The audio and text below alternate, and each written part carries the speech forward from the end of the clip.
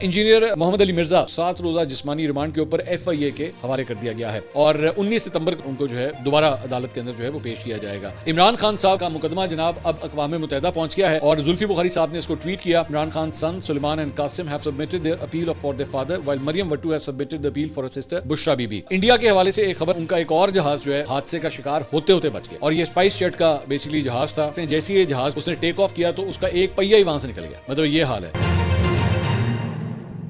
अस्सलाम वालेकुम नाज़रीन, मैं हूं मंसूर अली खान, अपने डेली चैनल के ऊपर आपको खुशामदीद कहेंगे। नाज़रीन, पिछले 12 घंटे में जो हम 3 खबरें डेवलप हुई हैं उसके बारे में तफसीलात से आपको आगाह करेंगे। उससे पहले आपसे रिक्वेस्ट के चैनल को सब्सक्राइब करना मत भूलिए, बेल आइकन प्रेस कीजिए। अगर आपको वीडियो पसंद आए उसे लाइक और शेयर जरूर कीजिएगा। पाकिस्तान से मुताल्लिक़ मुख्तलिफ खबरें तो शामिल होगी, लेकिन सबसे पहले बैनुल अक़वामी खबरों को अपने व्लॉग में पहले मैं शामिल करना चाहूँगा। सबसे पहले नेपाल के हवाले से आप जानते हैं कि पिछले 3-4 दिन से नेपाल के अंदर बड़ी कशीदगी की सूरत हाल थी। दुकानों को लूटा गया, लोगों को कत्ल किया गया, जो उनकी पूरी हुकूमत थी उसका तख्ता उलट दिया गया। अब इसके हवाले से जो ताज़ा अपडेट्स पिछले 12 घंटे में डेवलप हुई हैं वो ये हैं कि जनाब मुजाहिरों, एहतजाज और हंगामाराई के बाद जो है मामूलात ज़िंदगी अब नॉर्मल होना शुरू हो चुके हैं और साबिक चीफ जस्टिस सुशीला कुर्की, उनको नेपाल की पहली खातून वज़ीर आज़म बना दिया गया है। उन्होंने कायम मकाम वज़ीर आज़म के तौर पर अपना हलफ भी उठा लिया है। हमने कल के अपने व्लॉग के अंदर आपके साथ ये खबर शेयर की थी कि वो अब फ्रंट रनर हैं। ये साबिक चीफ जस्टिस जो हैं वो 2016-17 के अंदर वहाँ की सुप्रीम कोर्ट की चीफ जस्टिस थी, बड़ी सख्त थी और हुकूमत के ऊपर जो है बड़ी तनकीद करती थी और अल्टीमेटली उस हुकूमत ने जो है वो उन्हें नाअहल करार दे दिया था और उनको ओहदे से हटा दिया गया था। उन्हें अब दोबारा वज़ीर आज़म बना दिया गया है और सदर रामचंद्र पाउडल के दफ्तर से कुर्की की तकरीर का ऐलान जो है वो फौजी सरबरा अशोक राज सगदल और एहतजाजी रहनुमाओं के साथ मुज़ाकरात के बाद किया है।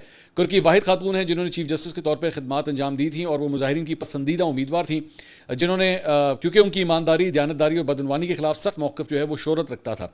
वो तकरीबन 1 साल तक 2017 के वक्त तक आला अदालती ओहदे के ऊपर फाइज रही और साल 2008 में बादशाहत के खात्मे के बाद से नेपाल सियासी और मुआशी अदम इस्तेहकाम का शिकार रहा है, जबकि रोज़गार की कमी ने लाखों अफराद को दूसरे ममालिक में काम करने और वतन रकूम भेजने के ऊपर मजबूर किया है। जुम्मे को 3 करोड़ आबादी वाला ये मुल्क आहिस्ता आहिस्ता मामूलात ज़िंदगी जो है वहाँ पर बहाल होना शुरू हो गए हैं, दुकानें खुलना शुरू हो गई हैं और गाड़ियाँ सड़कों पर वापस आ गई हैं और पुलिस ने असलहे की जगह अब डंडे उठा लिए हैं। अल जज़ीरा के मुताबिक पुरतशद्दुद मुजाहिरों के दौरान 21 मुजाहिरीन, 9 कैदी, 3 पुलिस एहलकार और 18 दीगर अफराद समेत 51 अफराद जो हैं वो हलाक हुए हैं, जबकि 1300 से ज़्यादा अफराद जो हैं वो ज़ख्मी भी हुए हैं। अब कुछ इजराइल और फ़लस्तीन के हवाले से आपको अपडेट देते हैं। अक़वाम मुत्तहिदा की जनरल असम्बली ने जनाब फ़लस्तीनी इजराइल 2 रियासती हल के लिए एलामिया की तौसीक कर दी है। अक़वाम मुत्तहिदा की जनरल असम्बली ने भारी अक्सरियत से इस एलामिया की तौसीक की है, जिसमें इजराइल फ़लस्तीन 2 रियासती हल के लिए काबिल अमल, वक्त के तयन के साथ और नाकाबिल वापसी इक़दामात को शामिल किया गया है और 7 सफ़ात पर मुश्तमिल एलामिया जुलाई में सऊदी अरब और फ्रांस की मेज़बानी में मुनक़्क़िद होने वाले बैनुल अक़वामी कॉन्फ्रेंस का नतीजा है, जिसका अमरीका और इजराइल ने उस वक्त बायकॉट किया था। एलामिया की तौसीक करने के हक़ में 142 वोट आए हैं, 10 ने मुखालफत की, जबकि 12 ममालिक ने गैर हाज़िरी एब्सटेन किया, यानी उन्होंने इस वोटिंग के अंदर ऐलान न्यूयॉर्क के नाम से इस एलामिया का मकसद फ़लस्तीन और इजराइल के दरमियान जो तनाज़ा है उसको 2 रियासती हल में नए सिरे से उसमें जान डालना है, लेकिन इसमें फ़लस्तीनी तंजीम हमास जो है वो शामिल नहीं होगी। ये वोटिंग आलमी रहनुमाओं की 22 सितंबर को अक़वाम मुत्तहिदा की जनरल असम्बली इजलास के मौके पर होने वाली मुलाकात से कबल मुनक़्क़िद हुई और तवक्को की जा रही है कि जनरल असम्बली के आइंदा इजलास में बरतानिया समेत दीगर ममालिक बाज़ाब्ता तौर पर फ़लस्तीनी रियासत को तस्लीम कर लेंगे। करारदाद की तमाम खलीजी अरब रियासतों ने भी हिमायत की है, जबकि इजराइल और अमरीका ने इसके खिलाफ वोट दिया। इसके साथ दीगर ममालिक में अर्जेंटाइन, हंगरी, माइक्रोनेशिया, नारो, पालो, पापा न्यू गिनी, पैराग्वे और टोंगा जो है वो इसके अंदर शामिल हैं। इसके अलावा जनाब एक बड़ा इंटरेस्टिंग वाक़या जो है वो पेश आया royal institute of international affairs के अंदर। यहाँ पे इजराइल के जो सदर हैं उनको बुलाया गया था एक तकरीब के अंदर, जिनका नाम है इसहाक हर्ज़ोग। तो उनको जब स्टेज के ऊपर बिठाया गया था और वहाँ पे जो मेज़बान थी यानी कि CEO, इस इदारे की जो CEO थी, उन्होंने जब इनका तारुफ कराना शुरू किया तो बड़ी ही एम्बैरेसिंग सिचुएशन इजरायली सदर के लिए बन गई, क्योंकि उन्होंने जब इनका इंट्रोडक्शन करना शुरू किया तो सबसे पहले उन्होंने इजराइल की जानिब से फ़लस्तीनियों के ऊपर जो मज़ालिम ढाए गए हैं और जिस तरह बेगुनाह फ़लस्तीनियों को कत्ल किया गया उसकी तफसीलात उन्होंने शेयर करना शुरू की। उन्होंने कहा गज़ा में जारी इजरायली फ़ौजी कार्रवाइयों में अब तक 60,000 से ज़ायद फ़लस्तीनी मारे जा चुके हैं, जिनमें अक्सरियत बच्चों की है। इस मौके पर इसहाक बुर्ज़ोग वाज़े तौर पर परेशान और बेचैनी का शिकार दिखाई दिए और मुसलसल वो अपना पहलू भी बदलते रहे। उन्होंने मज़ीद कहा कि इजराइल ने सिर्फ 1 साल में कतर समेत 7 मुख्तलिफ ममालिक पर हमले किए हैं और आलमी सतह पर इन इक़दामात की शदीद मज़म्मत की जा रही है। तो सामने इजरायली सदर को बिठा के ये पूरा उनका जो है जो इस वक्त इसराइल का जो पूरी एक चार्जशीट है वो उन्होंने पढ़ के सुनाई and he was very very uncomfortable with that. इसके अलावा जनाब कतरी क़यादत ने वाज़ेह किया है कि इजरायली फ़िज़ाई हमले का जवाब सिर्फ कतर तक महदूद नहीं रहेगा, बल्कि पूरे ख़ित्ते की मुश्तरका पॉलिसी और इत्तेहाद का मज़र होगा। आलमी खबर रसा इदारे के मुताबिक कतरी वजारत खारजा के तर्जुमान ने इजरायली हमले के जवाब में कहा है कि हमारा रद्दअमल बैन अल-अक़वामी कवानीन और सफारती असूलों के दायरे में होगा। उन्होंने मजीद कहा कि अरब और इस्लामी ममालिक की मुश्तरका क़यादत दोहा में 15 सितंबर को होने वाले सरबराही इजलास में आइंदा के इक़दामात पर मुत्तफ़िक़ा हिकमत अमली तय करेगी। ज़राए के मुताबिक कतर ने इजरायली कार्रवाई के बाद आलमी सतह पर फौरी सफारती राब्ते तेज़ कर दिए हैं और अक़वाम मुत्तहिदा समेत बड़े दारुल हुकूमतों में अपना मौक़िफ़ भी पेश किया है। इसके अलावा जनाब पाकिस्तानी सदर आसिफ अली जरदारी वो चीन के 10 रोज़ा सरकारी दौरे के ऊपर चोंगदू जो है वहाँ पे पहुँच गए हैं और चीन के नायब वज़ीर ख़ारजा और नायब गवर्नर ने चोंगदू एयरपोर्ट के ऊपर सदर आसिफ अली जरदारी का इस्तकबाल किया। आसिफ अली जरदारी अपने दौरे के दौरान चीन की आला क़यादत से मुलाकातें भी करेंगे और साथ ही पाक चीन ताल्लुकात को मज़ीद मजबूत बनाने के ऊपर भी बातचीत की जाएगी। आसिफ अली जरदारी चीन के साथ मुख्तलिफ शोबों में ताउन बढ़ाने के मौक़ों के ऊपर बात करेंगे, जबकि पाकिस्तान चीन आजमूदा स्ट्रेटेजिक शराकतदारी को मज़ीद आगे भी बढ़ाया जाएगा। इसके अलावा एक बड़ा ही अफसोसनाक वाक़या पेश आया है और वो है जनाब सहाफ़ी है शहबाज राना। शहबाज राना जो है मैं उनके बारे में थोड़ा सा आपको बता दूं कि एक्सप्रेस ट्रिब्यून से उनका ताल्लुक है और बिज़नेस और इकॉनमी के जो बीट है उसको वो कवर करते हैं और मैंने उनके साथ काम भी किया हुआ है। One of the most well respected journalist इन पाकिस्तान और मतलब आप कह सकते हैं कि इकॉनमी के हवाले से, फाइनेंस के हवाले से मतलब वो एक नामी ग्रामी जर्नलिस्ट हैं। मैं खुद उनकी बहुत रिस्पेक्ट करता हूँ और बड़ी ध्यानदारी के साथ बग़ैर वो मतलब कई जर्नलिस्ट के बारे में होता है ना कि जनाब वो इसकी साइड लेते हैं, उसकी साइड लेते हैं। इमरान खान साहब का दौर था या नून लीग का दौर था, उन्होंने बिल्कुल एक बैलेंस रिपोर्टिंग हमेशा की है। उनके खिलाफ जनाब मुकदमा दर्ज कर लिया गया है, इस हुकूमत में उनके खिलाफ मुकदमा दर्ज कर लिया गया है और ट्रायल कोर्ट में ये सिविल और फौजदारी मुकदमात हैं जिनका वो सामना कर रहे हैं। और उमर चीमा एक और सीनियर सहाफ़ी, उन्होंने ट्वीट किया कि सहाफ़ी शहबाज राना ने वो रिपोर्ट किया जो वज़ीर आज़म शहबाज शरीफ ने कहा। कुछ अफसरान की कारकर्दगी का गैर तसल्ली बख्श करार देते हुए उन्हें हटाया गया। एक खातून अफसर ने दोनों शहबाजों यानी कि शहबाज राना और शहबाज शरीफ दोनों के खिलाफ केस किया, ताहम अदालत ने सिर्फ शहबाज राना को तलब किया। तो सवाल उन्होंने आगे लिखा है जी, सवाल क्या अदालत शहबाज राना को शहबाज शरीफ से ज़्यादा संजीदा लेती है? साकिब बशीर एक और कोर्ट रिपोर्टर हैं, उन्होंने ट्वीट किया, उन्होंने कहा सीनियर सहाफ़ी शहबाज राना के खिलाफ केस काबिल मज़म्मत है। इस केस में पहले वज़ीर आज़म शहबाज शरीफ समेत दीगर वज़रा को पार्टी बनाया गया, फिर वज़ीर आज़म समेत तमाम को कंप्लेंट से निकाल दिया गया और सहाफ़ी शहबाज राना के खिलाफ कार्रवाई आगे बढ़ने लगी। फ़र्द जुर्म आयद हो गई। अब आज यानी कि सुबह 9 बजे जो है अब इस केस की समाअत होने जा रही है।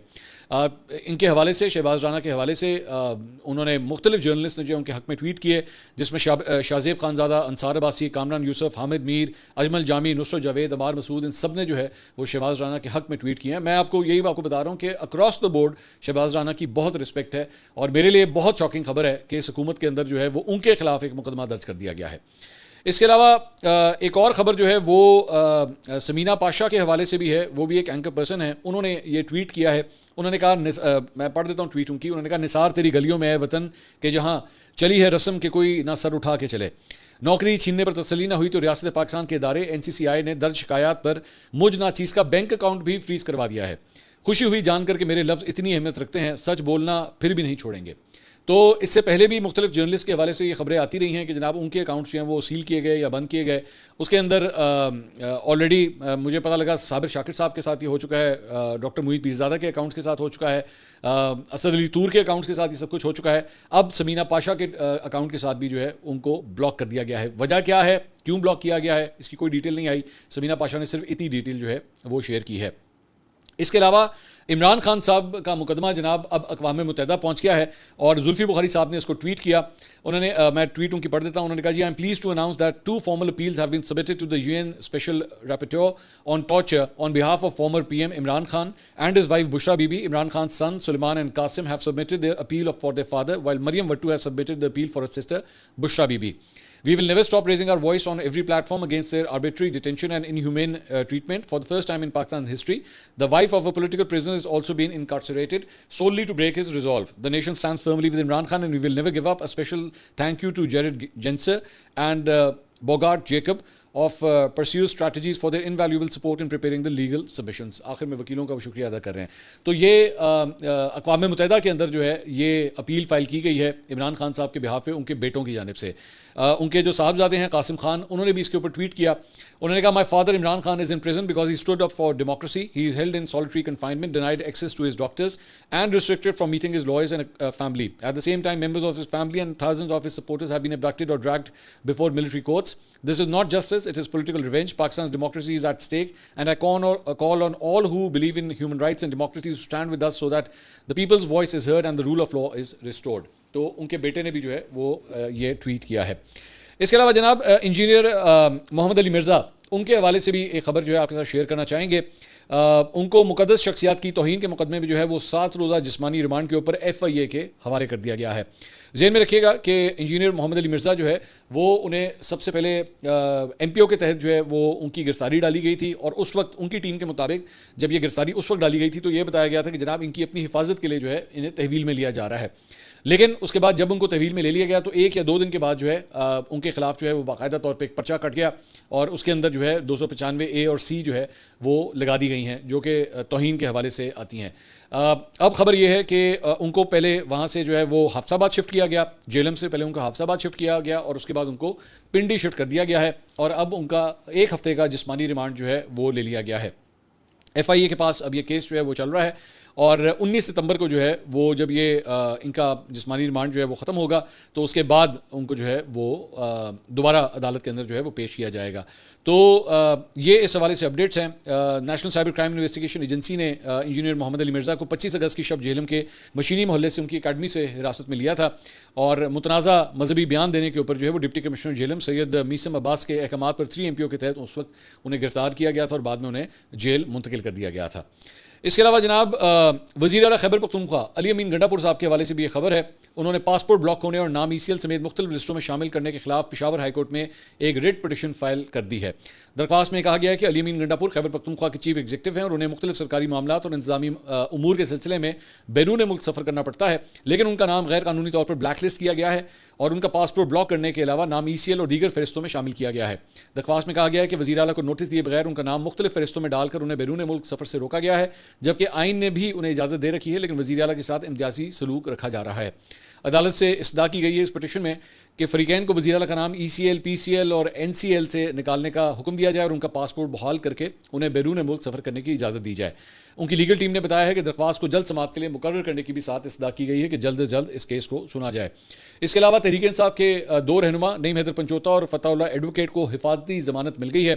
पेशावर हाई कोर्ट में जस्टिस सैयद अरशद अली और जस्टिस मोहम्मद फ़हीम वली ने नईम हैदर पंचोता और फ़ताउल्लाह एडवोकेट की हिफाजती ज़मानत की दरख्वास्तों की समाअत की। समाअत के दौरान दरख्वास्त गुजारों के वकील ने कहा कि दरख्वास्त गुजारों के खिलाफ इस्लामाबाद में FIR दर्ज हुई है, ये वकला हैं और इस्लामाबाद में वकालत करते हैं। ये वही केस है जिसमें तैयब बलोच जो एक जर्नलिस्ट हैं उनको ज़दकोब किया गया था, और जब अलीमा खान साहबा की प्रेस कॉन्फ्रेंस हो रही थी तो उस सिलसिले में ये FIR काटी गई है और उसमें नईम हैदर पंचोता का नाम भी जो है वो शामिल किया गया है। तो जज साहब ने इस मौके के ऊपर सवाल किया कि अगर ये वकला हैं तो इस्लामाबाद हाईकोर्ट क्यों नहीं गए, ये पेशावर हाईकोर्ट क्यों आए हुए हैं?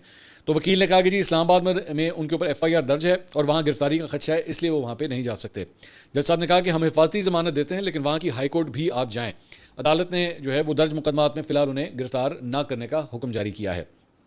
इसके अलावा national cyber crime investigation agency की जानिब से हमने आपके साथ पिछले कल सुबह के वीलॉग के अंदर हमने आपके साथ खबर शेयर की थी कि रजब भट्ट, इकरा कंवल जो एस्ट्रोलॉजी से ताल्लुक़ रखती हैं, उनको फ्रेश नोटिस जो है वो दिए गए हैं national cyber crime investigation agency की जानिब से।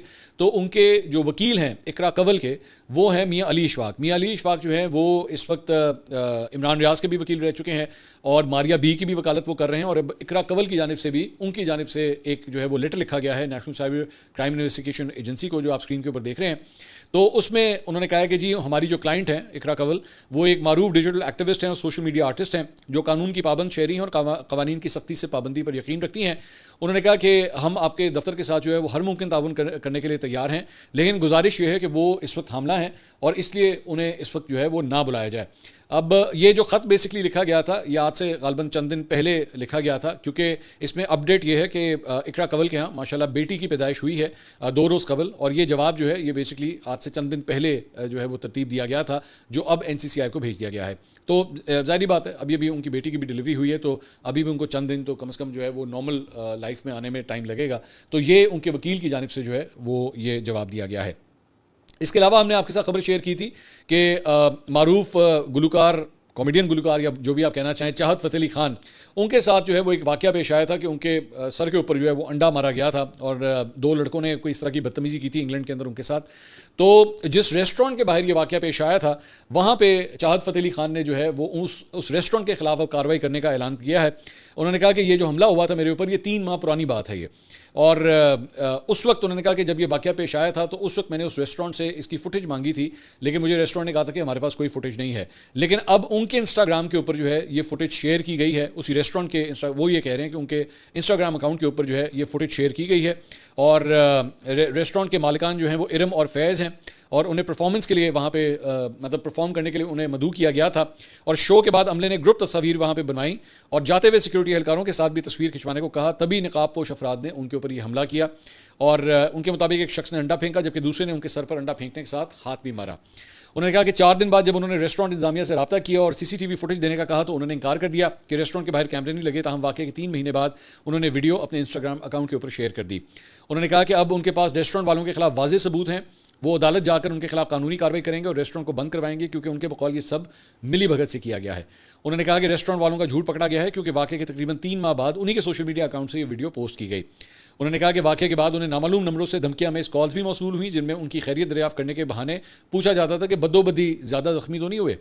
गुज़िश्ता रोज़ उन्होंने कहा कि पराठा स्टॉप पैलेस रेस्टोरेंट की जानिब से, ये बेसिकली उस रेस्टोरेंट का नाम है जिसके बाहर ये वाक़या पेश आया, और उन्होंने कहा कि इस रेस्टोरेंट के इंस्टाग्राम अकाउंट के ऊपर जो है वो ये वीडियो जारी की गई है।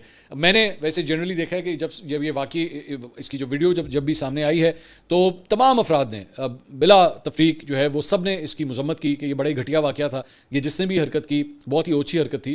क्योंकि बार बार वही बात है कि आपको उससे कोई मसला है, अगर आप नहीं सुनना चाहते आप ना सुने, कोई ज़ोर ज़बरदस्ती तो है नहीं, but actually insulting a person like that ये बड़ी घटिया हरकत है। सो आई डोंट नो वो किस किस्म के खरदमा किस्म के लोग होंगे जो एक शख्स को, जो बेसिकली सिर्फ गाता है, वो और तो किसी को कुछ नहीं करता ना, वो गाता है, आपको नहीं गाना पसंद, आप उसको ना सुने, लेकिन उसकी इस तरह इंसल्ट करना, इट वॉज़ वेरी डिमीनिंग। इसके अलावा हमने एक और आपके साथ खबर ये शेयर की थी कि गिलगित बल्तिस्तान के एक व्लॉगर हैं मोहम्मद शिराज, उन्होंने वहाँ पे जो है एक नया स्कूल तामीर करने का ऐलान किया था। उन्होंने कहा कि मैं अपनी ही आमदनी के साथ जो है यूट्यूब की जो मेरी आमदनी है उसी से मैं इस स्कूल को अपग्रेड करूँगा, उसे बेहतर करूँगा, और उन्होंने किया उसके बाद उस स्कूल को। अब उन्होंने लोगों के लिए मुफ्त एम्बुलेंस सर्विस फराहम करने के लिए खिदमत इंसानियत की नई मिसाल उन्होंने कायम की है, जिससे एमरजेंसी की सूरत में मरीज़ों को बर वक्त इलाज के लिए हस्पताल पहुँचाना मुमकिन हो सकेगा। गुज़िश्ता दिनों मोहम्मद शिराज ने इंस्टाग्राम के ऊपर एक वीडियो जारी की थी जिसमें उन्होंने बताया था कि उन्होंने अपने गाँव के खस्ता हाल स्कूल को सोशल मीडिया से हासिल होने वाली आमदनी से जदीद स्कूल में तब्दील किया है। अब उन्होंने एक और वीडियो शेयर की है जिसमें शिराज ने बताया कि उन्होंने गांव के लोगों के लिए मुफ्त एम्बुलेंस सर्विसेज का भी अब आगाज़ किया है, ताकि मजबूर और मुस्तक अफराद की बर वक्त मदद की जा सके, क्योंकि उनके मुताबिक हर इंसानी जान बहुत कीमती है। उन्होंने कहा कि गांव में इलाज और मुआवजे के लिए कोई अच्छा अस्पताल मौजूद नहीं है, इसलिए लोगों को इलाज के लिए 1 से 2 घंटे का सफ़र करके शहर जाना पड़ता है, जो ना सिर्फ मुश्किल है बल्कि अखराजात के बायस अक्सर लोगों की पहुँच से भी बाहर होता है। What a beautiful human being, मेरे ख्याल में बड़ी ही खूबसूरत बात है। और मैं अगर उनकी तारीफ़ ना करूँ तो मेरे ख्याल में ज़्यादती होगी कि स्कूल भी और सेहत भी, मतलब दोनों के ऊपर वो काम कर रहे हैं। और ये सबसे बुनियादी जो सहूलियात होती हैं, कोई भी इंसान जो रिक्वायर करता है, एक आम शहरी, वो यही चीज़ें रिक्वायर करता है। तो एक नन्हा सा छोटा सा बच्चा जो है उसके दिल में कितनी बड़ी ख्वाहिश है, कितना उसका पाक साफ दिल है कि वो लोगों के लिए जो है वो ये काम कर रहा है। इसके अलावा जनाब इस्लामाबाद से भी खबर है, और इस्लामाबाद में जनाब जो हाइकिंग ट्रेल्स हैं मरगरा हिल्स की, वो तमाम हाइकिंग ट्रेल्स जो हैं वो खोल दी गई हैं। पिछले दिनों बारिशों की वजह से उन्हें बंद कर दिया गया था, लेकिन अब तमाम ट्रेल्स जो है वो खोल दी गई हैं। और ये पहले जो है वो सेफ्टी को पॉइंट ऑफ व्यू बनाते हुए कि खुदा न खास्ता वहाँ कोई इंसिडेंट या ना हो जाए, तो इसकी वजह से उनको बंद किया गया था, लेकिन अब खबर यह है कि उन्हें खोल दिया गया है। इसके साथ साथ एशिया कप का कल रात को जो है वो मैच था पाकिस्तान का ओमान के खिलाफ, और पाकिस्तान ने जो है पहले बैटिंग करते हुए 161 रन का हदफ दिया था ओमान को। Not a very big total, मुझे तो इवन मतलब मैं डर रहा था कि पता नहीं ये ना हो कि ओमान इसको चेस कर ले, लेकिन पाकिस्तानी बॉलर्स जो है उन्होंने कमाल बॉलिंग की, और सिर्फ उन्होंने 67 रन के ऊपर जो है वो ओमान को आउट कर दिया। तो पाकिस्तान जो है वो ये मैच 93 रन से बासानी जीतने में कामयाब हो गया। अब कल सबसे बड़ा क्लैश मेरे ख्याल में इस एशिया कप का जो है वो होने जा रहा है, और वो है पाकिस्तान और भारत के दरमियान। अब देखना ये है कि दोनों टीमों के दरमियान जो है वहाँ पे क्या केमिस्ट्री होती है, हैंडशेक्स होते हैं नहीं होते, एक दूसरे के साथ बर्ताव कैसा होता है, क्योंकि पाक भारत जंग के बाद पहली दफ़ा दोनों क्रिकेट टीमें जो हैं वो मैदान में उतरने जा रही हैं। इसके अलावा इंडिया के हवाले से एक खबर आपके साथ जो है वो शेयर करना चाहेंगे। उनका एक और जहाज़ जो है वो हादसे का शिकार होते होते बच गया, और ये स्पाइस जेट का बेसिकली जहाज़ था, और उसका Q400 तैयारा जो है वो गुजरात के एयरपोर्ट से मुंबई के लिए रवाना हुआ। लेकिन जैसे ही इस जहाज़ ने, फुटेज भी आप देख सकते हैं, जैसे ही ये जहाज़ जो है उसने टेक ऑफ किया तो उसका एक पहिया ही वहाँ से निकल गया, मतलब ये हाल है। और जहाज़ में सवार जो है वो एक पैसेंजर उस वक्त ये वीडियो बना रहा था और उसकी वीडियो के अंदर वाज़ेह तौर पे जो है वो देखा जा सकता है कि पहिया जो है वो जहाज़ से अलग हो गया। और जैसे ही ये सब कुछ हुआ तो पायलट को भी इस बात की इन्फॉर्मेशन मिल गई कि ये इस तरह वाक़या हुआ, लेकिन उसने टेक ऑफ कर लिया इसके बावजूद, पहिया निकलने के बावजूद भी। और उसके बाद उसने बाद में जो है वो दोबारा हंगामी मुंबई के एयरपोर्ट के ऊपर हंगामी लैंडिंग की। वहाँ पर फायर ब्रिगेड वगैरह ये सारा अमला पहले से स्टैंड बाय था, लेकिन शुक्र है कि कोई हादसा पेश नहीं आया और जहाज़ जो है वो बाहिफाजत बआसानी जो है वो लैंड करने में कामयाब हो गया, क्योंकि ऑब्वियसली दीगर पहिए भी उनके होते हैं। जहाज़ में 75 मुसाफिर सवार थे, अमला वहाँ पे मौजूद था, लेकिन सब के सब जो है वो महफूज रहे हैं। लेकिन इनकी जो एविएशन इंडस्ट्री है वहाँ से रोज़ कोई ना कोई जो है वो इस किस्म की खबरें आती हैं, कभी कहीं क्रैश हो गया, कभी कोई हादसा हो गया। अब ये एक और वाक़या जो है इस तरह का पेश आया है। अगली वीडियो में आपसे दोबारा मुलाकात होगी। अल्लाह हाफ़िज़।